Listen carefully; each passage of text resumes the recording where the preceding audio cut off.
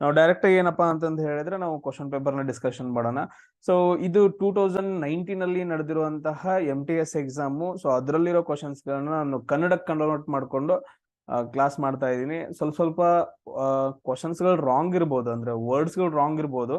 ನಾನು ತಿಳಿಸಿ ಹೇಳ್ತೀನಿ ಯಾವ್ದಾದ್ರು ಕ್ವಶನ್ ರಾಂಗ್ ಇತ್ತು ಅಂತಂದ ಹೇಳಿದ್ರೆ ಕಮೆಂಟ್ ಆಗಕ್ ಹೋಗ್ಬಿಡ್ರಿ ಸರ್ ಕ್ವಶನ್ ರಾಂಗ್ ಐತ್ರಿ ಅಂತಂದ ಹೇಳಿ. ಮೇಲ್ಗಡೆ ನಾನು ಇಂಗ್ಲಿಷ್ ಅಲ್ಲಿ ಕ್ವಶನ್ ಕೊಟ್ಟಿರ್ತೀನಿ, ಅದನ್ನ ನೋಡ್ತಾ ಹೋಗೋಣ. ಯಾಕಂತಂತ ಹೇಳಿದ್ರೆ ಎಲ್ಲಾನು ಕ್ವಶನ್ ಪೇಪರ್ ಗಳನ್ನ ಕನ್ನಡದಲ್ಲಿ ಕನ್ವರ್ಟ್ ಮಾಡ್ಕೊಂಡು ಮಾಡೋದಂದ್ರೆ ಸ್ವಲ್ಪ ಟೈಮ್ ಭಾಳ ಹಿಡಿಯತ್ತ. ಸೊ ನಮ್ದು ವರ್ಕ್ ಬೇರೆ ಇರುತ್ತೆ, ಸೊ ಅದ್ರಲ್ಲಿ ಎಲ್ಲಾನು ಮೇಂಟೈನ್ ಮಾಡ್ಬೇಕು. ಸೊ ಅರ್ಥ ಆಗಿರುತ್ತೆ ಅನ್ಕೊಂತೀನಿ. ಸೊ ಏನಾದ್ರು ಕ್ವಶನ್ಸ್ ಗಳಲ್ಲಿ ಇದೇ ಇಲ್ಲದ ಕನ್ನಡದಲ್ಲಿ ಏನಾದ್ರು ಲೈನ್ ರಾಂಗ್ ಇತ್ತು ಅಂದ್ರೆ ಟೆನ್ಷನ್ ತೊಳಕ್ ಹೋಗ್ಬೇಡ್ರಿ, ನಾ ಹೇಳ್ತೀನಿ. ಸೊ ಇದು ಈ ತರ ಕ್ವಶನ್ ಐತಿ ಅಂತಂದ ಹೇಳಿ ಅದನ್ನ ಅರ್ಥ ಮಾಡ್ಕೊಂಡು ಸೊ ಡಿಸ್ಕಷನ್ ಮಾಡ್ತಾ ಹೋಗೋಣ. ಎಸ್ ನೋಡ್ರಿ, ಫಸ್ಟ್ ಕ್ವಶನ್ ಏನೈತಪ್ಪ ಅಂತಂದ ಹೇಳಿದ್ರೆ who appoints judges of Supreme Court and high court ಅಂತಂದೈತೆ.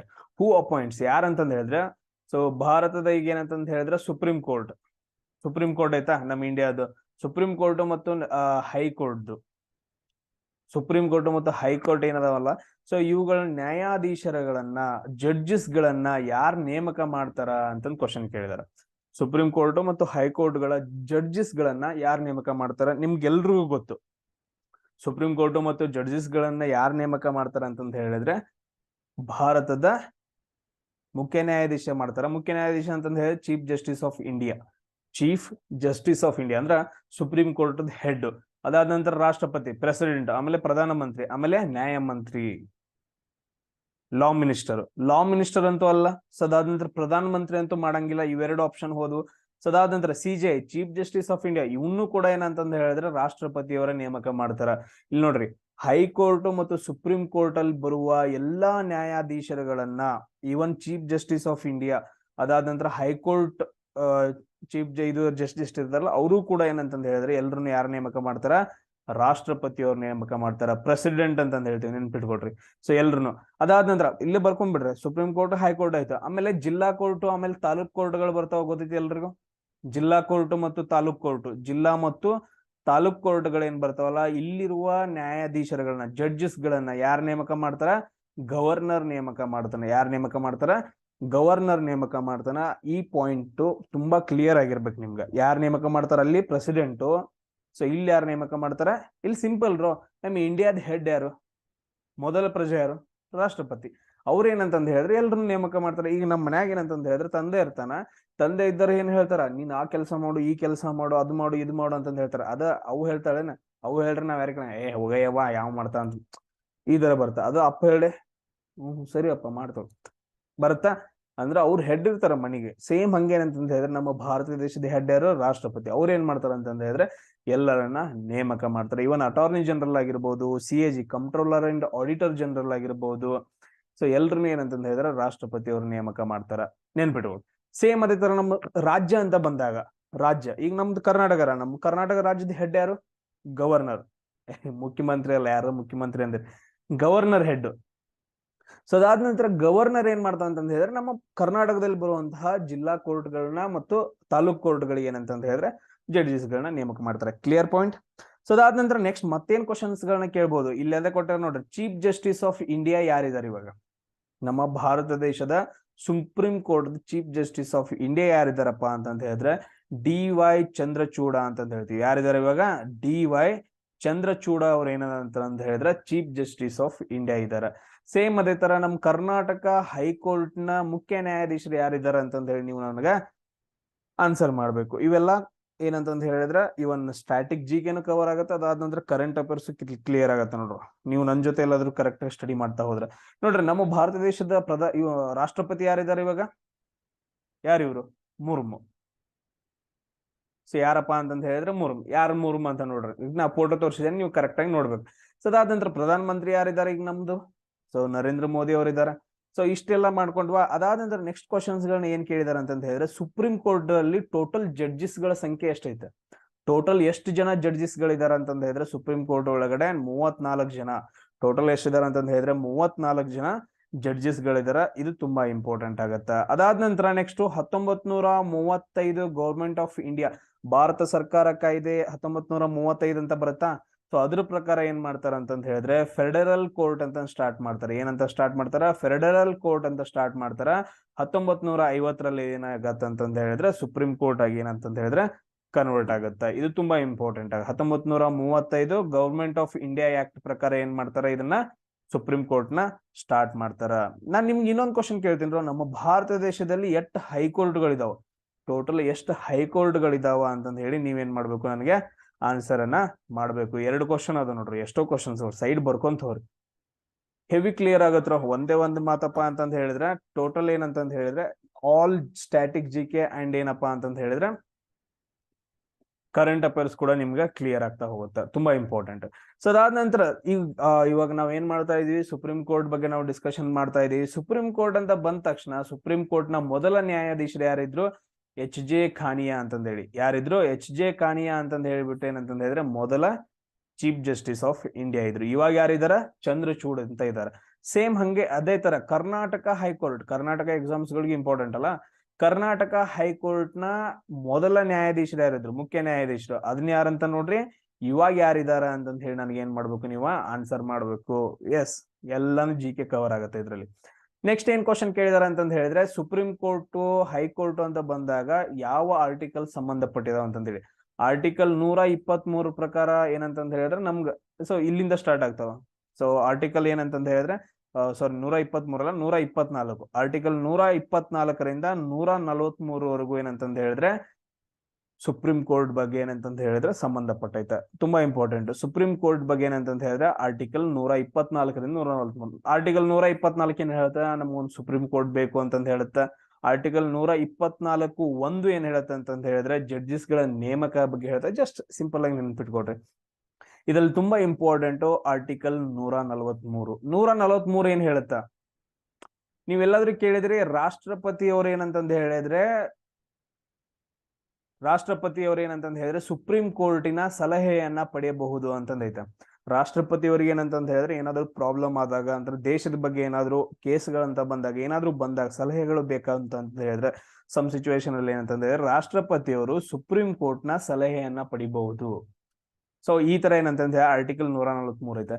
So ಇದ್ರಲ್ಲಿ ನಡುವೆ ಯಾರು ಬರ್ತಾರ ಸಲಹೆ ಕೇಳಕ? ರಾಷ್ಟ್ರಪತಿನೇ ಬರಂಗಿಲ್ಲ ಸುಪ್ರೀಂ ಕೋರ್ಟ್. ರಾಷ್ಟ್ರಪತಿಯವರ ನೇತೃತ್ವದಲ್ಲಿ ಯಾರು ಬರ್ತಾರ ಅಂತಂತ ಹೇಳಿದ್ರೆ ಅಟಾರ್ನಿ ಜನರಲ್ ಬರ್ತಾನೆ. ಯಾರು ಬರ್ತಾರ? Attorney general. ರಾಷ್ಟ್ರಪತಿಯವ್ರ ಪರವಾಗಿ ಏನಂತಂತ ಹೇಳಿದ್ರೆ ಅಟಾರ್ನಿ ವಕೀಲ್ ಬರ್ಬೇಕಲ್ಲ, ರಾಷ್ಟ್ರಪತಿಯವ್ರು ಬರಂಗಿಲ್ಲ. ಈಗ ನಾನು ಏನಾದ್ರು ಕೇಸ್ ಹೋರಾಡಕತ್ತಂತ ಹೇಳಿದ್ರೆ ನಾನು ಹೋಗಿ ಹೋರಾಡಂಗಿಲ್ಲ.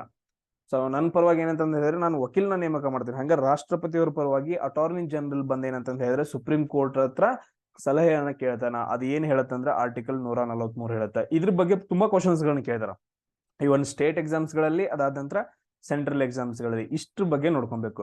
ಸೊ ಇವಾಗ ಅಟಾರ್ನಿ ಜನರಲ್ ಯಾರಿದಾರು? ಲಾಸ್ಟ್ ಯಾರಿದಾರೆ ಅಂದ್ರೆ ಕೆ ವೇಣುಗೋಪಾಲ್ ಅಂತ ಇದ್ರು. ಇವಾಗೂ ಅವ್ರ ಇದಾರೆ ನೋಡ್ರಿ. ಆರ್ಟಿಕಲ್ 76 ಏನಂತಂದ ಹೇಳಿದ್ರೆ ಅಟಾರ್ನಿ ಜನರಲ್ ಅವರ ನೇಮಕ ಬಗ್ಗೆ ಹೇಳುತ್ತೆ. ಅಟಾರ್ನಿ ಜನರಲ್ ಯಾವ ಆರ್ಟಿಕಲ್ ಮುಖಾಂತರ ನೇಮಕ ಮಾಡ್ತಾರ? ಆರ್ಟಿಕಲ್ 76. ನೀವೆಲ್ಲಾದ್ರೂ ನೋಡ್ತಿರ್ಬೋದು. ಇವಾಗ ನಮ್ ಕರ್ನಾಟಕದಲ್ಲಿ ಕೇಳೋ PSI, PCA, FDA, SDA ಎಲ್ಲ ಎಕ್ಸಾಮ್ಸ್ ಗಳದ್ದು ಇಲ್ಲಿ ನಾನು ಕವರ್ ಮಾಡ್ತಾ ಹೋಗ್ತಾ ಇದ್ದೀನಿ.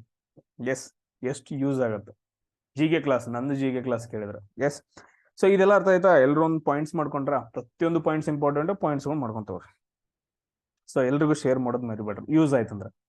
ನೆಕ್ಸ್ಟ್ ಕ್ವಶನ್ ಏನೈತಿ? ಜಲ್ಲಿಕಟ್ಟು. ಸೆಕೆಂಡ್ ಕ್ವಶನ್ ಏನೈತಪ್ಪ ಅಂತಂತ ಹೇಳಿದ್ರೆ ಅದು ಕರೆಕ್ಟ್ ಆಗಿ ಕಾಪಿ ಆಗ್ಲಿಲ್ಲ. ಸೊ ನಾನು ಬಿಟ್ಬಿಟ್ಟಿದ್ದೀನಿ. ನಾನು ಲಾಸ್ಟ್ 25 ಕ್ವಶನ್ ಮುಗಿದ ನಂತರ ನಾನು ಅದನ್ನ ಮಾಡ್ತೀನಿ.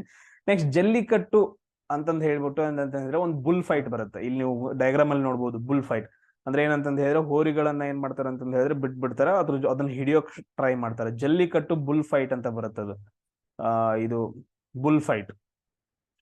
ಸೊ ಜಲ್ಲಿಕಟ್ಟು ಏನಂತ ಹೇಳಿದ್ರೆ ಬುಲ್ ಫೈಟ್ ಅಂತ ಬರುತ್ತೆ. ಇದು ಎಲ್ಲಿ ನಡೆಯುತ್ತ? ಯಾವ ರಾಜ್ಯದಲ್ಲಿ ನಡೆಯುತ್ತೆ ಅಂತ ಕ್ವಶನ್ ಕೇಳಿದಾರೆ.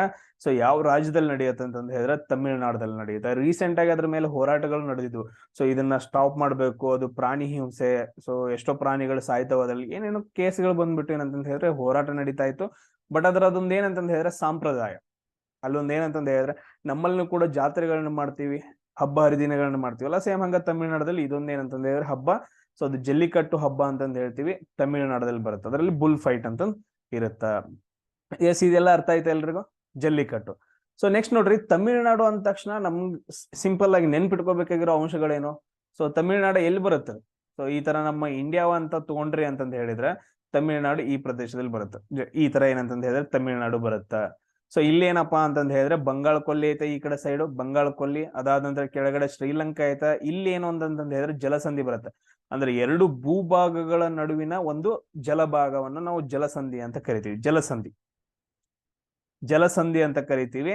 ಸೊ ಅದು ಯಾವ್ದಂತಂದ ಹೇಳಿದ್ರೆ ಪಾಕ್ ಜಲಸಂಧಿ ಅಂತ ಹೇಳ್ತೀವಿ. ಈ ತರ ಬರುತ್ತೆ, ಪಾಕಿಸ್ತಾನದ ಹತ್ರ ಬರಂಗಿಲ್ಲ. ಅದು ಇಲ್ಲೇನಂತಂದ ಹೇಳಿದ್ರೆ ಭಾರತ ಮತ್ತು ಶ್ರೀಲಂಕಾಗಳ ನಡುವೆ, ಅಂದ್ರೆ ತಮಿಳುನಾಡು ಮತ್ತು ಶ್ರೀಲಂಕಾ ನಡುವೆ ಏನಂತಂದ ಹೇಳಿದ್ರೆ ಒಂದು ಜಲಸಂಧಿ ಬರುತ್ತೆ. ಈ ಜಲಸಂಧಿ ಅಂದ್ರೆ ಕ್ಲಿಯರ್ ಆಗಿ ಅರ್ಥ ಮಾಡ್ಕೊಟ್ರಪ್ಪ. ಸೊ ಈ ತರ ಏನಂತಂದ ಹೇಳಿದ್ರೆ ಒಂದು ಭೂಭಾಗ ಇದು, ಇಲ್ಲಿ ಒಂದೇನಂತಂದ ಹೇಳಿದ್ರೆ ಭೂಭಾಗ ಇರುತ್ತೆ.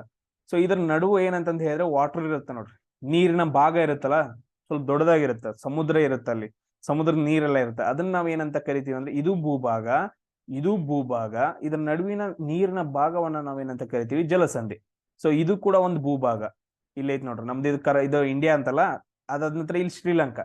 ಇದ್ರ ನಡುವಿನ ಏನಂತಂತ ಹೇಳಿದ್ರೆ ನೀರಿನ ಭಾಗವನ್ನ ನಾವು ಜಲಸಂಧಿ ಅಂತ ಕರಿತೀವಿ. ಅದಕ್ಕೆ ಹೆಸರು ಏನೈತಿ, ಪಾಕ್ ಜಲಸಂಧಿ ಅಂತಂದೈತಿ. ಅದು ಯಾವ್ದ್ರ ನಡುವೆ ಬರುತ್ತಾ, ಭಾರತ ಮತ್ತು ಶ್ರೀಲಂಕಾ ನಡುವೆ ಬರುತ್ತ ನೋಡ್ರಿ. ಅದಾದ ನಂತರ ತಮಿಳ್ನಾಡು ಏನಂತಂದ ಹೇಳಿದ್ರೆ ಅದ್ರ ಕ್ಯಾಪಿಟಲ್ ಯಾವುದು, ಚೆನ್ನೈ ಅಂತಂದ ಹೇಳ್ತೀವಿ. ತಮಿಳ್ನಾಡು ಕ್ಯಾಪಿಟಲ್ ಯಾವುದು, ಚೆನ್ನೈ. ಸೊ ಇದೆಲ್ಲರೂ ಕ್ಲಿಯರ್. ಸೊ ಅದಾದ ನಂತರ ಇವಾಗ CM ಯಾರಿದ್ದಾರೆ, ಇದೊಂದು ಕ್ವಶನ್ ಕೇಳ್ಬೋದು. ತಮಿಳ್ನಾಡು CM ಯಾರಿದ್ದಾರೆ ಅಂತಂದ ಹೇಳಿದ್ರೆ ಇವಾಗ MK ಸ್ಟಾಲಿನ್ ಅಂತ ಇದ್ದಾರೆ. ಯಾರಿದ್ದಾರೆ ಇವಾಗ, MK ಸ್ಟಾಲಿನ್ ಅಂತಂದ ಹೇಳಿ ಇವಾಗ ಅಲ್ಲಿ CM ಇದಾರ. ಇಷ್ಟು ಪಾಯಿಂಟ್ಸ್ ಗಳನ್ನ ನೀವೇನಂತಂದ ಹೇಳಿದ್ರೆ ಕರೆಕ್ಟ್ ಆಗಿ ನೆನ್ಪಿಡ್ಬೇಕು. ಅದಾದ ನಂತರ ಇನ್ನೊಂದು ತುಂಬಾ ಇಂಪಾರ್ಟೆಂಟ್ ಪಾಯಿಂಟ್ ಏನಪ್ಪಾ ಅಂತಂದ ಹೇಳಿದ್ರೆ ನಮ್ಗೆಲ್ಲಾನು ಏನಂತಂದ ಹೇಳಿದ್ರೆ ಮಳೆ ಯಾವಾಗ ಬರುತ್ತಾ, ಮಾನ್ಸೂನ್ ಕಾಲದಲ್ಲಿ ಏನಂತಂದ ಹೇಳಿದ್ರೆ ಈ ರೀತಿಯಾಗಿ ಮಾನ್ಸೂನ್ ಮಾರುತಗಳು ಬೀಸಿ ಏನಂದ್ರೆ ನಮಗ್ ಮಳೆ ಆಗತ್ತ, ಕರೆಕ್ಟಾ. ಸೊ ಅವ್ರಿಗೂ ಕೂಡ ತಮಿಳ್ನಾಡಲ್ಲೂ ಕೂಡ ಏನಂತಂದ ಹೇಳಿದ್ರೆ ಸೊ ಮಳೆಗಾಲದಲ್ಲಿ ಮಳೆ ಆಗತ್ತೆ. ಬಟ್ ಆದ್ರೆ ಈ ಕಡೆ ಮೆಡಿಟರೇನಿಯನ್ ಸಮುದ್ರ ಅಷ್ಟೊಂದೆಲ್ಲ ಟೆನ್ಷನ್ ಹೋಗ್ಬಿಟ್ರೆ ಈ ಕಡೆಯಿಂದ ಒಂದ್ ಸ್ವಲ್ಪ ಮಳೆ ಬರುತ್ತೆ. ಯಾವಾಗ, ಚಳಿಗಾಲದಲ್ಲಿ ಮಳೆಯನ್ನ ಪಡೆಯುವ ರಾಜ್ಯಗಳು ಅಂತ ಕ್ವಶನ್ ಕೇಳಿದಾರೆ. ಯಾವ ಅಂತಂತ ಹೇಳಿದ್ರೆ ಪಂಜಾಬ್, ಅದಾದ ನಂತರ ನೆಕ್ಸ್ಟ್ ಇನ್ನೊಂದು ಯಾವ್ದಂತಂದ ಹೇಳಿದ್ರೆ ತಮಿಳ್ನಾಡು. ಚಳಿಗಾಲದಲ್ಲಿ ಮಳೆಯನ್ನ ಪಡೆಯುವಂತಹ ವೆಸ್ಟರ್ನ್ ಡಿಸ್ಟರ್ಬೆನ್ಸ್ ಅಂತ ಹೇಳ್ತೀವಿ, ಅದನ್ನ ನೆಕ್ಸ್ಟ್ ಕ್ಲಾಸ್ ಅಲ್ಲಿ ಜಸ್ಟ್ ಚಳಿಗಾಲದಲ್ಲಿ ಮಳೆಯನ್ನ ಪಡೆಯುವಂತಹ ರಾಜ್ಯಗಳು ಅಂತ ಬಂದ್ರೆ ಪಂಜಾಬು, ಅದಾದ ನಂತರ ತಮಿಳ್ನಾಡು ಏನಂತಂದ ಹೇಳಿದ್ರೆ ಚಳಿಗಾಲದಲ್ಲಿ ಮಳೆಯನ್ನ ಪಡಿತಾವು. ನಮ್ಮಲ್ಲಿ ಉಳಿದದ್ದು ಏನಂತಂದ ಹೇಳಿದ್ರೆ ಮಳೆಗಾಲದಲ್ಲಿ ಜಾಸ್ತಿ. ಅವ್ರಿಗೂ ಮಳೆಗಾಲದಲ್ಲಿ ಮಳೆ ಆಗುತ್ತಾ ಪಂಜಾಬು ಮತ್ತು ಅದಂತ ತಮಿಳ್ನಾಡಲ್ಲಿ, ಬಟ್ ಅದ್ರ ಅತಿ ಹೆಚ್ಚು ಮಳೆ ಯಾವಾಗ ಆಗುತ್ತಾ, ಚಳಿಗಾಲದಲ್ಲಿ ಆಗತ್ತ ಅವ್ರಿಗೆ. ಸೊ ಇಷ್ಟು ಪಾಯಿಂಟ್ಸ್ ಗಳನ್ನ ನೀವು ಇದರಲ್ಲಿ ನೆನ್ಪಿಡ್ಕೋಬೇಕು.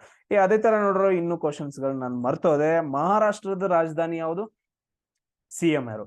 ಕೇರಳದ ರಾಜಧಾನಿ ಯಾವುದು, CM ಯಾರು. ಆಮೇಲೆ ಆಂಧ್ರ ಪ್ರದೇಶದ ರಾಜಧಾನಿ ಯಾರು, ಅಲ್ಲಿರೋ CM ಯಾರು ಅಂತಂದ ಹೇಳಿ ಹಾಕ್ರಿ. ಜಸ್ಟ್ ನೀವು ಒಂದು ಕ್ಲಾಸ್ ನೋಡಿ, ಕಂಪ್ಲೀಟ್ ಆಗಿ ಒಂದು ಕ್ಲಾಸ್ ನೋಡ್ರಿ. ನಾನು ಕೇಳಿರೋ ಕ್ವಶನ್ಸ್ ಗಳಿಗೆ ಒಬ್ನೇ ಏನಂತಂದು ಹೇಳಿದ್ರೆ 100 ನೀವು ಕಮೆಂಟ್ಸ್ ಹಾಕಿದ್ರು ಕೂಡ ನನ್ಗೆ ತುಂಬಾ ಖುಷಿ.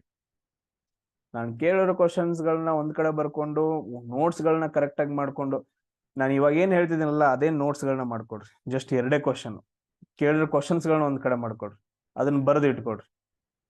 ಸೊ ಅದಾದ ನಂತರ ನೆಕ್ಸ್ಟ್ ನೀವೇ ಜಸ್ಟ್ ನೋಡ್ರಿ, ಪಾಸ್ ಮಾಡ್ರಿ ವಿಡಿಯೋ, ನೋಡ್ರಿ ಎಷ್ಟು GK ಪಾಯಿಂಟ್ಸ್ ಕವರ್ ಆಗಿದಾವ, ಎಷ್ಟು ಕರೆಂಟ್ ಅಫೇರ್ಸ್ ಕವರ್ ಆಗಿದಾವ. ಅದಾದ ನಂತರ ನೀವು ಬೇಕಾದ್ರೆ ಬುಕ್ ರೆಫರ್ ಮಾಡ್ರಿ, ಇಲ್ಲ ಬೇರೆಯವ್ರ ವಿಡಿಯೋಸ್ ಗಳನ್ನ ರೆಫರ್ ಮಾಡ್ರಿ, ನೋಡೋಣ. ಎಸ್, ಅಷ್ಟು ಧೈರ್ಯದಿಂದ ಹೇಳ್ತಾ ಇದ್ದೀನಿ ನಾನು, ಎಲ್ಲಾನು ಕವರ್ ಆಗ್ತಿದೆ ಅಂತಂದೇಳಿ. ಎಸ್. ಸೊ ಅದಾದ ನಂತರ ನೆಕ್ಸ್ಟ್ ಕ್ವಶನ್ ಏನ್ ಕೇಳಿದಾರೆ ನೋಡ್ರಿ. So which plant tissue is responsible for transport of water minerals ಅಂತಂದೈತೆ. ನಾನು ಕನ್ನಡದಾಗ ಹೇಳ್ತೀನಿ.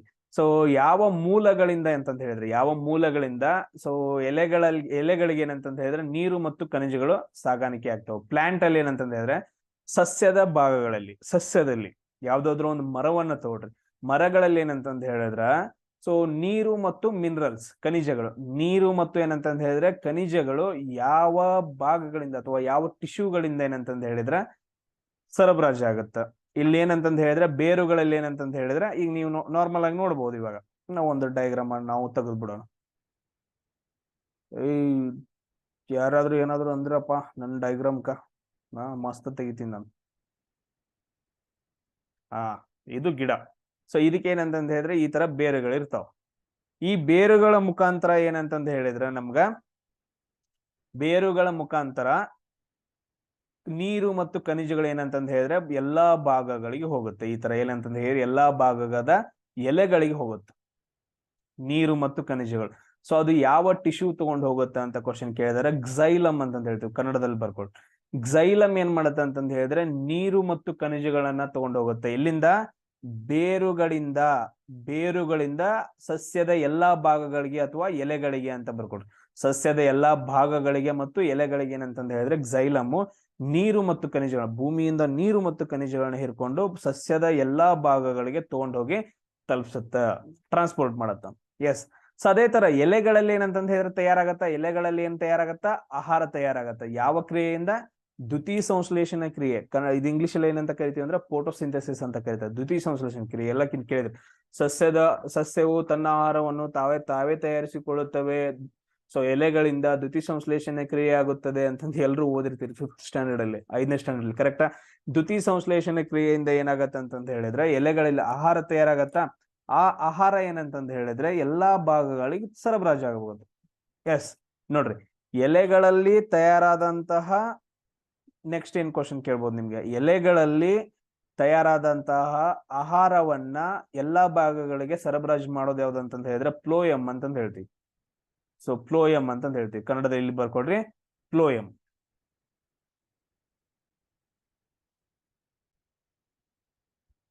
ಎಸ್. ಇಷ್ಟು ಪಾಯಿಂಟ್ಸ್ ಗಳು ಎಲ್ರಿಗೂ ಅರ್ಥ ಆಯ್ತವಾ? ಇಲ್ಲಿ ನೋಡ್ರಿ, ಸಿಂಪಲ್ ಆಗಿ ಇನ್ನೊಂದ್ಸರಿ ಹೇಳ್ಬಿಡ್ತೀನಿ. ಸೊ ಇವಾಗ ಏನಪ್ಪಾ ಅಂತಂದ ಹೇಳಿದ್ರೆ ಈ ತರ ಏನಂತಂದ ಹೇಳಿದ್ರೆ ಸಸ್ಯಗಳಿರ್ತಾವ. ಎಸ್. ತುಂಬಾ ಇಂಪಾರ್ಟೆಂಟ್ ಆಗತ್ತ ಈ ಪಾಯಿಂಟ್ಸ್ ಗಳು. ಈ ಪಾಯಿಂಟ್ಸ್ ಗಳನ್ನ ಏನಂತಂದ ಹೇಳಿದ್ರೆ ತುಂಬಾ ರಿಪೀಟ್ ಆಗಿ ನಮ್ಗೆ ಏನಂತಂದ ಹೇಳಿದ್ರೆ ಕ್ವಶನ್ಸ್ ಗಳನ್ನ ಕೇಳಿದ್ರೆ, ಇವೆಲ್ಲ ಬೇರುಗಳು. ಸೊ ಇಲ್ಲಿ ನೋಡ್ರಿ, ಬೇರುಗಳಿಂದ ಏನಂತಂದ ಹೇಳಿದ್ರೆ ಈ ತರನ ನೀವು ಡಯಾಗ್ರಾಮ್ ಅನ್ನ ಹಾಕೊಂಡ್ಬಿಡ್ರಿ ನೋಡ್ರಿ. ನೀರು ಮತ್ತು ಖನಿಜಗಳು ಏನಂತಂದ ಹೇಳಿದ್ರೆ ಎಲ್ಲಾ ಪಾರ್ಟ್ಸ್ ಗಳಿಗೆ ಏನಂತಂದ ಹೇಳಿದ್ರೆ ಸರಬರಾಜು ಆಗ್ಬೇಕು. ಅದನ್ನ ಯಾವ್ದು ಕೆಲಸ ಮಾಡತ್ತ ಅಂತಂದ ಹೇಳಿದ್ರೆ xylem ಅನ್ನೋದು ಟಿಶ್ಯೂ ಏನಂತಂದ ಹೇಳಿದ್ರೆ ಅಂಗಾಂಶ, xylem ಅನ್ನೋದು ಏನ್ ಮಾಡುತ್ತೆ, ಎಲ್ಲಾ ಕಡೆ ಸರಬರಾಜು ಮಾಡುತ್ತ. ಸೊ ಅದಾದ ನಂತರ ನೆಕ್ಸ್ಟ್ ಏನಪ್ಪಾ ಅಂತಂದ ಹೇಳಿದ್ರೆ ಇಲ್ಲಿ ಎಲೆಗಳಿರ್ತಾವಲ್ಲ. ಸೊ ಈ ರೀತಿಯಾಗಿ ಅಂತಂದ ಹೇಳಿದ್ರೆ ಎಲೆಗಳಿರ್ತಾವ. ಎಲೆಗಳಲ್ಲಿ ಏನಂತಂದ ಹೇಳಿದ್ರೆ ಪತ್ರ ಹರಿತು ಅಂತಂದ ಇರುತ್ತೆ. ಪತ್ರ ಹರಿತು ಮುಖಾಂತರ ಏನ್ ಮಾಡತ್ತ ಅಂತಂದ ಹೇಳಿದ್ರೆ ಆಹಾರ ರೆಡಿ ಆಗತ್ತೆ. ಎಸ್. ಆಹಾರ ರೆಡಿ ಆಗತ್ತೆ. ಇಲ್ಲಿದೇನಪ್ಪಾ ಅಂತಂದ ಹೇಳಿದ್ರೆ ಎಲ್ಲಾ ಸಸ್ಯದ ಭಾಗಗಳಿಗೆ ಏನಂತಂದ ಹೇಳಿದ್ರೆ ಆಹಾರ ಸರಬರಾಜು ಆಗ್ಬೇಕಾ, ಅದನ್ನ ಯಾವ್ದು ಕೆಲಸ ಮಾಡತ್ತ ಅಂತಂದ ಹೇಳಿದ್ರೆ ಫ್ಲೋಯಂ ಅಂತ ಮಾಡತ್ತ. ಕರೆಕ್ಟ್? ಸೊ ಇಷ್ಟು ಪಾಯಿಂಟ್ಸ್ ಗಳನ್ನ ನೀವು ನೆನ್ಪಿಡಬೇಕು. ಆಮೇಲೆ ಇನ್ನೊಂದು ಪಾಯಿಂಟ್ ಬರುತ್ತಿರೋ, ಇನ್ನೊಂದು ಕ್ವಶನ್ ಕೇಳಿದಾರ, ತುಂಬಾ ಇಂಪಾರ್ಟೆಂಟ್. ಇನ್ನೊಂದು ಕ್ವಶನ್ ಬರುತ್ತೆ. ಸೊ ಸಸ್ಯಗಳು ಕೂಡ ಏನಂತಂದ ಹೇಳಿದ್ರೆ ಉಸಿರಾಟ ಕ್ರಿಯೆಯನ್ನ ನಡೆಸ್ತಾವ. ಎಲ್ರು ಕೇಳಿದಿರಿ, ತುಂಬಾ ಇಂಪಾರ್ಟೆಂಟ್. ಸಸ್ಯಗಳಲ್ಲಿ ಏನಂತಂದ ಹೇಳಿದ್ರೆ ಸ್ಟೊಮ್ಯಾಟ ಅಂತ ಇರ್ತಾವ. ಸಣ್ಣ ಏನಂತಂದ ಹೇಳಿದ್ರೆ ರಂಧ್ರಗಳಿರ್ತಾವ. ಆ ರಂಧ್ರಗಳನ್ನ ನಾವ್ ಏನಂತ ಕರಿತೀವಿ ಅಂತಂದ ಹೇಳಿದ್ರೆ ಸ್ಟೊಮ್ಯಾಟ ಅಂತ ಕರಿತೀವಿ. ಬರ್ಕೊಡ್ರಿ, ಸ್ಟೊಮ್ಯಾಟ. ಈ ಸ್ಟೊಮ್ಯಾಟ ಮುಖಾಂತರ ಏನಂತಂದ ಹೇಳಿದ್ರೆ ಸಸ್ಯಗಳು ಏನನ್ನ ಒಳಗ್ ತಗೊಂತಾವ ಸರ್? ಸಸ್ಯಗಳು ಆಮ್ಲಜನಕವನ್ನ ಒಳಗ್ ತಗೊಂತಾವ್ರಿ. ಆಮೇಲೆ ನಾವೇನು ಇಂಗಾಲ ಡೈಆಕ್ಸೈಡ್ ಕುಡಿಯಾಕತ್ತೇವನ್ರಿ, ಸತ್ತು ಹೋಗ್ತೇವೆ. ಸಸ್ಯಗಳು ಏನ್ ಮಾಡ್ತಿದಾವ ಅಂತಂದ ಹೇಳಿದ್ರೆ ಕಾರ್ಬನ್ ಡೈಆಕ್ಸೈಡ್ ಅನ್ನ, ಇಂಗಾಲದ ಡೈಆಕ್ಸೈಡ್ ಅನ್ನ ಏನ್ ಮಾಡ್ತಾವ ಅಂತಂದ ಹೇಳಿದ್ರೆ ಒಳಗಡೆ ತಗೊಂತಾವ ಎಲೆಗಳ ಮುಖಾಂತರ. ಅದು ಯಾವ್ದ್ರ ಮುಖಾಂತರ? ಸ್ಟೊಮ್ಯಾಟ ಮುಖಾಂತರ ಒಳಗಡೆ ತಗೊಂಡ್ ಏನಂತಂದ ಹೇಳಿದ್ರೆ ಆಹಾರ ರೆಡಿ ಆಗತ್ತೆ. ಅಲ್ಲಿ ಆಹಾರ ರೆಡಿ ಆಗತ್ತೆ. ಆಹಾರ ರೆಡಿ ಆಗುವಾಗ ಏನಂತಂದ ಹೇಳಿದ್ರೆ ಆಹಾರ C6H12O6 ಅನ್ನೋದು ಬಿಡುಗಡೆ ಆಗತ್ತ. ಆಹಾರ ಅಂತೀವಿ ಇದನ್ನ ನಾವು, ಆಹಾರ ಸಸ್ಯಗಳಲ್ಲಿ. ಸೊ ಅದಾದಂದ್ರೆ ಸ್ಟಾರ್ಚ್ ಅಂತ ಕರೀತಾರ, ಅದನ್ನ ಡಿಫ್ರೆಂಟ್ ಬಿಟ್ರೆ ಆಹಾರ ಅಂತ ಅನ್ಕೊಟ್ರೆ ಸಿಂಪಲ್ ಆಗಿ C6H12O6 ಆಹಾರ ರೆಡಿ ಆಗತ್ತೆ. ಅದ್ರ ಜೊತೆಗೆ ಏನಂತಂದ ಹೇಳಿದ್ರೆ ಆಕ್ಸಿಜನ್ ಕೂಡ ರೆಡಿ ಆಗತ್ತೆ. ಇದ್ರಲ್ಲಿ ಏನಂತಂದ ಹೇಳಿದ್ರೆ ಆಕ್ಸಿಜನ್ ಕೂಡ ರೆಡಿ ಆಗತ್ತೆ. ಈ ಆಕ್ಸಿಜನ್ ಏನಂತಂದ ಹೇಳಿದ್ರೆ ಮತ್ತೆ ಆ ರಂಧ್ರಗಳ ಮುಖಾಂತರ, ಸ್ಟೊಮ್ಯಾಟ ಮುಖಾಂತರ ಏನಂತಂದ ಹೇಳಿದ್ರೆ ವಾತಾವರಣಕ್ಕೆ ಬಿಡುಗಡೆ ಆಗತ್ತ. ಇದೇನಪ್ಪಾ ಅಂತಂದ ಹೇಳಿದ್ರೆ ಸಸ್ಯದ ಉಸಿರಾಟ ಕ್ರಿಯೆ ಅಂತಂದ ಹೇಳ್ತೀವಿ. ಅವು ಏನ್ ಮಾಡ್ತಾವ? ಕಾರ್ಬನ್ ಡೈಆಕ್ಸೈಡ್, ಇಂಗಾಲ ಡೈಆಕ್ಸೈಡ್ ಅನ್ನ ಒಳಗಡೆ ತಗೊಂತಾವ. ಆಮೇಲೆ ವಾತಾವರಣಕ್ಕೆ ಏನನ್ನ ಬಿಡ್ತಾವ? ಆಕ್ಸಿಜನ್ ಅನ್ನ ಬಿಡ್ತಾವ. ಯಾವ್ದ್ರ ಮುಖಾಂತರ? ಸ್ಟೊಮ್ಯಾಟ ಮುಖಾಂತರ. ಇದನ್ನು ಕೂಡ ಕ್ವಶನ್ ಕೇಳಿದಾರೆ. ಈ ಆಕ್ಸಿಜನ್ ಅನ್ನ ನಾವೇನ್ ಮಾಡ್ತೀವಿ? ಒಳಗಡೆ ತಗೊಂತೀವಿ. ಆಮೇಲೆ ನಾವೇನ್ ಮಾಡ್ತೀವಿ? ಒಳಗಡೆ ಆಕ್ಸಿಜನ್ ಅನ್ನ ತಗೊಂಡು ಇಂಗಾಲದ ಡೈಆಕ್ಸೈಡ್ ಅನ್ನ ಹೊರಗಡೆ ಬಿಡ್ತೀವಿ. ಇದು ಮನುಷ್ಯನ ಉಸಿರಾಟ ಕ್ರಿಯೆ, ಪ್ರಾಣಿಗಳ ಉಸಿರಾಟ ಕ್ರಿಯೆ. ಇಷ್ಟು ಪಾಯಿಂಟ್ಸ್ ಗಳನ್ನ ನೀವು ಇದ್ರಲ್ಲಿ ಏನ್ ಮಾಡ್ಬೇಕು? ನೆನ್ಪಿಡ್ಬೇಕು. ಎಲ್ರಿಗೂ ಕ್ಲಿಯರ್ ಆಗಿ ಅರ್ಥ ಆಯ್ತಾ? ಎಸ್. GK ಕ್ಲಾಸ್ ಎಲ್ರಿಗೂ ಅರ್ಥ ಆಗ್ತಿದಿಲ್ಲ ಅಂತ ಮೆಸೇಜ್ ಹಾಕ್ರಪ್ಪ. ಅದು ಕೂಡ ಕೇಳೋ ಕ್ವಶನ್ಸ್ ಗಳು ಕೂಡ ಏನಂತಂದ ಹೇಳಿದ್ರೆ ಇದು ಆಗ್ಬಿಡ್ರಿ. ನೆಕ್ಸ್ಟ್ ಕ್ವಶನ್ ಏನ್ ಕೇಳಿದಾರೆ ಅಂತಂದ ಹೇಳಿದ್ರೆ Kaveri river basin falls in how many states ಅಂತ ಕೇಳಿದಾರೆ. ಅಂದ್ರ ಕಾವೇರಿ ನದಿ ಮತ್ತು ಅದರ ಉಪನದಿಗಳ ಬೆಸೈನ್ ಅಂತಂದ ಹೇಳಿದ್ರೆ ನದಿ ಜಲಾನಯನ ಪ್ರದೇಶ ಅಂತ ಕರಿತೀವಿ. ನದಿ ಜಲಾನಯನ ಪ್ರದೇಶ. ಕಾವೇರಿ ಮತ್ತು ಅದರ ಉಪನದಿಗಳ ಜಲಾನಯನ ಪ್ರದೇಶ ಭಾರತದ ಎಷ್ಟು ರಾಜ್ಯಗಳಲ್ಲಿ ಕಂಡು ಬರುತ್ತದೆ ಅಥವಾ ಹರಿದು ಹೋಗ್ತಾವ ನದಿಗಳು ಅಂತ ಕ್ವಶನ್ ಕೇಳಿದಾರೆ. ಎಷ್ಟು ಎಲ್ರಿಗೂ ಗೊತ್ತೈತೆ? ಅವ್ರು ಏನ್ ಕೇಳಿದಾರ? ರಾಜ್ಯ, ಸ್ಟೇಟ್ ಅಂತ ಕೇಳಿದಾರೆ. ಎಷ್ಟು ರಾಜ್ಯಗಳಲ್ಲಿ ಹರಿದು ಹೋಗುತ್ತೆ? ಎಲ್ರು ನೋಡ್ರಿ, ಯಾವೆಲ್ಲ ಹರಿದು ಹೋಗುತ್ತೆ? ಕರ್ನಾಟಕದಲ್ಲಿ ಹರಿದೋಗುತ್ತಾ, ತಮಿಳುನಾಡಲ್ಲಿ ಹರಿದೋಗುತ್ತಾ, ಆಮೇಲೆ ಕೇರಳದಿಂದ ಅಂದ್ರೆ ಕೆಲವು ಉಪನದಿಗಳು ಬರ್ತಾವ ಕಾವೇರಿದು. ಸೊ ಟೋಟಲ್ ಏನಂತಂದ ಹೇಳಿದ್ರೆ 3 ರಾಜ್ಯಗಳಲ್ಲಿ ಯಾವ್ಯಾವು, ಕರ್ನಾಟಕ ಬರ್ಕೊಡ್ರಿ, ತಮಿಳುನಾಡು ಅದಾದ ನಂತರ ಇನ್ನೊಂದು ಯಾವ್ದು ಕೇರಳ, 3 ರಾಜ್ಯಗಳಲ್ಲಿ. ಆಮೇಲೆ ಇನ್ನೊಂದು ಪುದುಚೇರಿ ಅನ್ನೋದೇನು, ಇದು ಯೂನಿಯನ್ ಟೆರಿಟರಿ, ಕೇಂದ್ರಾಡಳಿತ ಪ್ರದೇಶ. ಇವ್ರು ರಾಜ್ಯಗಳು ಕೇಳಿದಾರೆ. ರಾಜ್ಯಗಳಂತಂದು ಹೇಳಿದ್ರೆ 3. ಟೋಟಲ್ ಹೌ ಮೆನಿ ಏರಿಯಾಸ್ ಅಲ್ಲಿ ಅಂತ ಕೇಳಿದ್ರು ಅಂತಂದು ಹೇಳಿದ್ರೆ, ಸೊ 4 ಟೋಟಲ್ ಆಗಿ. ಹೌ ಮೆನಿ ಅಂತಂದು ಕೇಳಿದ್ರೆ 4. ಹೌ ಮೆನಿ ಸ್ಟೇಟ್ಸ್ ಅಂತ ಪರ್ಟಿಕ್ಯುಲರ್ ಆಗಿ ಕೇಳಿದ್ರೆ ಎಷ್ಟು ರಾಜ್ಯಗಳಲ್ಲಿ, 3 ರಾಜ್ಯಗಳಲ್ಲಿ, 1 ಕೇಂದ್ರಾಡಳಿತ ಪ್ರದೇಶದಲ್ಲಿ ಏನಂತಂದು ಹೇಳಿದ್ರೆ ನಮ್ ಕಾವೇರಿ ರಿವರು ಹರಿದು ಹೋಗುತ್ತಾ. ಇಷ್ಟು ಪಾಯಿಂಟ್ ಅನ್ನ ನೀವು ಇದರಲ್ಲಿ ನೆನ್ಪಿಟ್ಕೋಬೇಕು. ಆಮೇಲೆ ನೆಕ್ಸ್ಟ್ ನೋಡ್ರಿ, ಕಾವೇರಿ ರಿವರ್ ಎಲ್ಲಿ ಹುಟ್ಟುತ್ತ ಅಂತ ಕ್ವಶನ್ ಕೇಳ್ತಾರ, ತುಂಬಾ ಇಂಪಾರ್ಟೆಂಟ್. ತಲಕಾವೇರಿ ಎಲ್ಲಿ ಹುಟ್ಟುತ್ತ, ತಲಕಾವೇರಿ ಒಳಗಡೆ ಏನಪ್ಪಾ ಅಂತಂದ ಹೇಳಿದ್ರೆ, ಸೊ ನಮ್ಮ ಕಾವೇರಿ ರಿವರ್ ಹುಟ್ಟುತ್ತ. ಅದೇನಂತಂದ ಹೇಳಿದ್ರೆ ಈ ತರ ಹರಿತಾ ಹೋಗಿ ತಮಿಳುನಾಡು ಎಲ್ಲಾ ಕಡೆ ಹರಿದು ಹೋಗಿಬಿಡುತ್ತ. ಕರ್ನಾಟಕ, ಕೇರಳ, ತಮಿಳುನಾಡು, ಪುದುಚೇರಿ ಒಳಗಡೆ ಹರಿದು. ತುಂಬಾ ಇಂಪಾರ್ಟೆಂಟ್ ಅದ್ರದ ಉಪನದಿಗಳು. ಹೇಮಾವತಿ ಆಗಿರ್ಬೋದು, ಶಿಂಷಾ ನದಿ ಆಗಿರ್ಬೋದು, ಅರ್ಕಾವತಿ ನದಿ ಆಗಿರ್ಬೋದು, ಲಕ್ಷ್ಮಣ ತೀರ್ಥ, ಕಬಿನಿ, ಅದಾದ ನಂತರ ಭವಾನಿ, ಸೊ ನೋಯಲ್ ರಿವರ್ ಆಗಿರ್ಬೋದು, ಅಮರಾವತಿ, ಈ ರೀತಿ ಅಂತಂದ ಹೇಳಿದ್ರೆ ಹಲವಾರು ನದಿಗಳೇನಂತಂದ ಹೇಳಿದ್ರೆ ಕಾವೇರಿ ನದಿಗೆ ಉಪನದಿಗಳಾಗಿದಾವ. ಸೊ ಇಲ್ಲಿ ನೀವು ತುಂಬಾ ಇಂಪಾರ್ಟೆಂಟ್, ಕಾವೇರಿ ನದಿ ಬಗ್ಗೆ ನೀವು ಯಾವಾಗ್ಲೂ ಏನಂತಂದ ಹೇಳಿದ್ರೆ ಸ್ಟಡಿ ಮಾಡ್ಲೇಬೇಕು. ನಮ್ ಕರ್ನಾಟಕದ ಪ್ರತಿಯೊಂದು ಎಕ್ಸಾಮ್ಸ್ ಗಳಲ್ಲಿ ತುಂಬಾ ಇಂಪಾರ್ಟೆಂಟ್. ಆಮೇಲೆ ಇವನ್ UPSC ಹಿಡ್ಕೊಂಡ್ ಕೂಡ ಏನಂತಂದ ಹೇಳಿದ್ರೆ ನಿಮ್ಗೆ ಕ್ವಶನ್ಸ್ ಗಳನ್ನ ಕೇಳ್ತಾನ.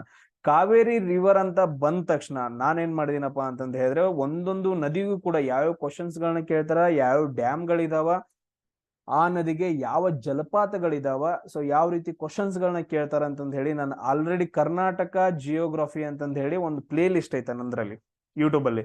ಸೊ ಅದ್ರಲ್ಲಿ ಏನ ಮಾಡಿದೀನಿ ಅಂತಂದ ಹೇಳಿದ್ರೆ ನಾನು ವಿಡಿಯೋ ಮಾಡಿ ಹಾಕಿದೀನಿ. ಆಮೇಲೆ ಇವಾಗ ಈ ಇವಾಗ GK ಸೆಕ್ಷನ್ ಕ್ಲಾಸ್ ಆಗ್ತಿದೆಯಲ್ಲ, ಇದ್ರದ್ದು ಏನಂತಂದ ಹೇಳಿದ್ರೆ ಕೆಳಗಡೆ ಡಿಸ್ಕ್ರಿಪ್ಷನ್ ನಂದು ಏನಂತಂದ ಹೇಳಿದ್ರೆ ಕೆಳಗಡೆ GK class, SSC MTS Kannada video ಅಂತಂದ್ ಬಂದು ಅದಾದ ನಂತರ ಅದ್ರ ಕೆಳಗಡೆ ಏನಪ್ಪಾ ಅಂತಂದ ಹೇಳಿದ್ರೆ ಮೋರ್ ಅಂತಂದು ಒಂದು ಆಪ್ಷನ್ ಬರುತ್ತೆ ನೋಡ್ರಿ, ಮೋರ್ ಅಂತಂದ್ ಬರೋದು. ಅದ್ರ ಮೇಲೆ ಕ್ಲಿಕ್ ಮಾಡ್ರಿ ಅಂತಂದ ಹೇಳಿದ್ರೆ ಕೆಳಗಡೆ ಸ್ವಲ್ಪ ಸ್ಲೈಡ್ ಮಾಡ್ರಿ, ಡಿಸ್ಕ್ರಿಪ್ಷನ್ ಅಲ್ಲಿ ನಾನು ನಿಮ್ಗೆ ವಿಡಿಯೋಸ್ ಗಳನ್ನ ಎಲ್ಲಾನು ಹಾಕಿರ್ತೀನಿ. ಎಲ್ಲಾ ನದಿಗಳದ್ದು ಏನಂತಂದ ಹೇಳಿದ್ರೆ ಕನ್ನಡದಲ್ಲಿ ಹೇಳಿದೀನಿ.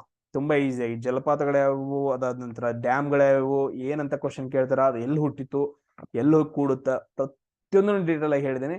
ಸೊ ಎಲ್ಲಾನು ಏನಂತಂದ ಹೇಳಿದ್ರೆ ನೀವು ಡೈಗ್ರಾಮೆಟಿಕ್ ಆಗಿ ಏನ್ ಮಾಡ್ಕೊಬೇಕು, ನೋಟ್ಸ್ ಗಳನ್ನ ಮಾಡ್ಕೊಬೇಕು. ನಾನು ಇದ್ರದ್ದು ಬಗ್ಗೆ ಏನಂತಂದ್ರೆ ಕಾವೇರಿ ರಿವರ್ ಬಗ್ಗೆ ಫುಲ್ ಏನಪ್ಪಾ ಅಂತಂದ ಹೇಳಿದ್ರೆ ನಾನು ವಿಡಿಯೋಸ್ ಗಳನ್ನ ಮಾಡಿ ಹಾಕಿದೀನಿ. ಸೊ ಜಾಸ್ತಿ ಓದೋರು ಓದ್ಲೇಬೇಕು. ಕರ್ನಾಟಕ ಎಕ್ಸಾಮ್, PC ಎಕ್ಸಾಮ್ ಬರ್ತಾ ಇದಾವ, ನೆಕ್ಸ್ಟ್ ಬೇರೆ ಬೇರೆ ಎಕ್ಸಾಮ್ಸ್ ಗಳು ಬರ್ತಾವ, PDO ಎಕ್ಸಾಮ್ ಬರುತ್ತೆ, ಮಿಲಿಟರಿ ಎಕ್ಸಾಮ್ಸ್ ಗಳು ಬರ್ತಾವ, ಎಲ್ಲದಕ್ಕೂ ಯೂಸ್ ಆಗತ್ತ. ಅದನ್ನ ನೋಡ್ಕೊಳ್ರಿ. ನಾನು ನಿಮ್ಗೆ ಏನಂತಂದ ಹೇಳಿದ್ರೆ ಹಾಕ್ತೀನಿ. ಸೊ ಅದಾದ ನಂತರ ಅದ್ರ ಜೊತೆಗೆ ನಾನು ಏನ್ ಮಾಡಿದೀನಿ ಅಂತಂದ ಹೇಳಿದ್ರೆ ವಾಟ್ಸಪ್ ಗ್ರೂಪ್ದು ಏನಂತಂದ ಹೇಳಿದ್ರೆ ನಾನು ಲಿಂಕ್ ಹಾಕಿದೀನಿ. ಸೊ ನೀವು ಅದ್ರಲ್ಲಿ ಏನಂತಂದ ಹೇಳಿದ್ರೆ ನೀವು ಜಾಯಿನ್ ಆದ್ರಿ ಅಂತಂದ ಹೇಳಿದ್ರೆ ನಾನು ವಾಟ್ಸಪ್ ಅಲ್ಲಿ ಏನ್ ಮಾಡಿದೀನಿ ಅಂತಂದ ಹೇಳಿದ್ರೆ ವಿಡಿಯೋಸ್ ಗಳನ್ನ ಹಾಕ್ತಾ ಇದೀನಿ.